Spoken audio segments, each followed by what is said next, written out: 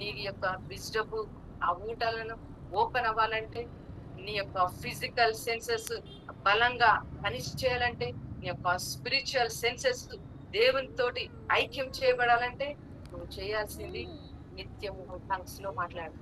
Tongues లో మాట్లాడు. నేను పిచ్చోళ్ళమై మాట్లాడలేదు. లేదా దేవుని యొక్క బిడ్డలారా, ఇంకొక లైఫ్ ఏదో ఇంకేదో ఉండగా దాన్ని వదిలిపెట్టి దీన్నేం పట్టుకోలేదు. జ్ఞానవంతుడు కంపల్సరీ ఆత్మలో సంబంధమైన దాన్ని వెతకడం ప్రారంభిస్తాడు. ఆత్మీయ బిడ్డగా మేనిఫెస్ట్ అవడానికి దేన్నైనా వదిలిపెడతాడు. నేను నీకు చెప్తున్నా, దేవుని చేత నువ్వు అభిషేకించబడ్డావు. దట్ ఈస్ గ్రేట్ గిఫ్ట్ నీకు. అది గ్రేట్ గిఫ్ట్ దేవుడు నీ లైఫ్ లో అనుగ్రహించింది. అందుకోసమని చూడండి, అందరికీ ఒకటే ఇస్తాడని అది అనుకోవడం కరెక్ట్ కాదు. అందరికీ ఒకటే జీతం, అది ఎన్నడూ కరెక్ట్ కాదు. అది ఎప్పుడూ కరెక్ట్ కాదు. ఆత్మతోటి నువ్వు ఎంత పని చేస్తావో దేవుడు అన్యాయస్తుడు కాదు.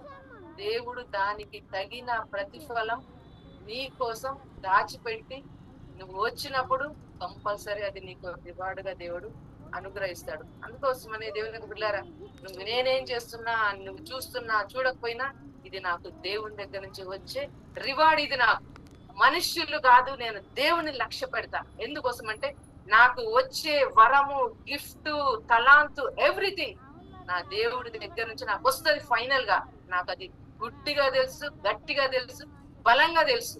అర్థమవుతుందా?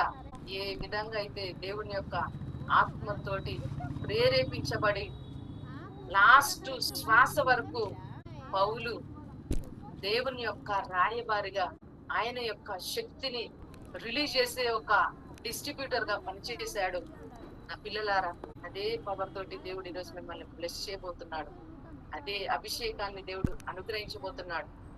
ఒక పక్కన ట్రిబ్యులేషన్స్ జరుగుతున్నా పౌలు చేయాల్సింది పౌలు ఒక పక్కన చేస్తూనే ఉన్నాడు. నీకు అవుట్ సైడ్ ఎన్ని జరుగుతున్నా నువ్వు పట్టుకున్న దాన్ని, నువ్వు చేరుకునేదాన్ని, నువ్వు చూసేదాన్ని మాత్రం వదిలిపెట్టకుండా అదే పట్టుదలతో, పౌరుషంతో నువ్వు దాన్ని రీచ్ అవుటకు నీ లైఫ్ ని ప్రయాసాన్ని కనుక నువ్వు పెట్టుబడిగా పెడితే కంపల్సరీ ఆ దేవుని దగ్గర థ్రోన్ ముందు గర్వంగా, గ్రేట్ గా, ప్రౌడ్ గా నిలబడి ఆయన మెప్పును నువ్వు పొందుకోగలవు. దేవుని పిల్లరా, టైం ఈజ్ షార్ట్. టైం నిజంగా షార్ట్ ఉన్నది. టైం పాస్ అనేది ఎక్కువైపోయింది. దేవుని దగ్గర టైం అనేది తక్కువైపోయింది.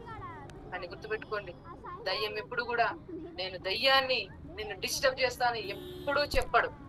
అది ఎప్పుడు చెప్పడు, నేను అపవాదిని నిన్ను డిస్టర్బ్ చేయడానికి వచ్చిన అని ఎప్పుడూ చెప్పడు.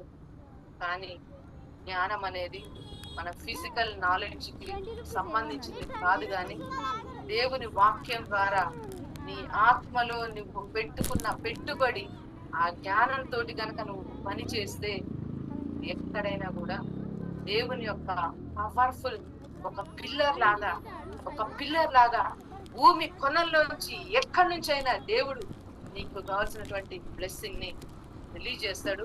నిన్ను ఖచ్చితంగా దేవుడు హానర్ చేస్తాడు. బ్లెస్సింగ్ అనేది ఆయన నోట్లో ఉన్నది. ఆ విషయం మాత్రం మర్చిపోకు. అర్థమవుతుందా? ఏదో మన మీద మనమే పిటి అవ్వడం, మన మీద మనమే వద్దు. నీ లైఫ్ అనేది దేవుని వైపు చూడు.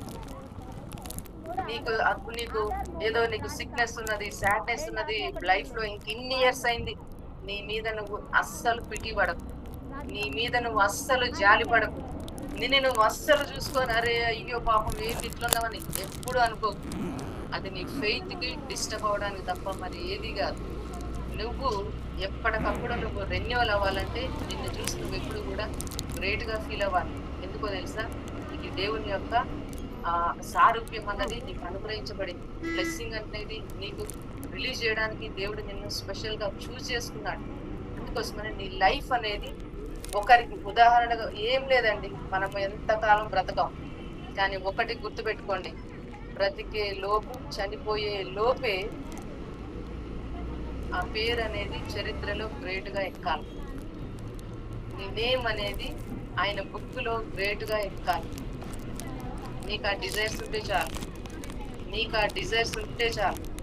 నువ్వు ఏ ప్లేస్ లో ఉన్నా, ఎట్లున్నా, నువ్వు అదే అభిషేకాన్ని, అదే పవర్స్ ని రిలీజ్ చేస్తావు.